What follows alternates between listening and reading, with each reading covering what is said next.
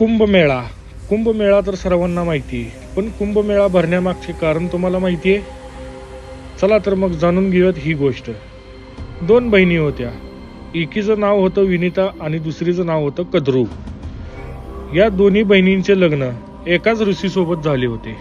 एक दिवस कद्रू ऋषीमुनीपाशी आली आणि तिने वरदान मागितले की मला सर्वात शक्तिशाली 100 मुले पाहिजेत. तुम्ही आजपर्यंत 100 मुलांच्या बाबतीत फक्त कौरवांचीच गोष्ट ऐकली असताल, पण ही गोष्ट वेगळी आहे. ऋषीमुनींनी दिलेल्या वरदानानुसार तिला 100 अंडे दिले. हे सर्व पाहता विनितालाही पुत्रमोह आवरला नाही व तिने ऋषीमुनींपाशी अधिक शक्तिशाली मुलं मागितली. तेव्हा ऋषीमुनींनी तिला 2 अंडी दिले. कद्रूच्या अंड्यातून मुलांच्या रूपामध्ये साप जन्म घेऊ लागले.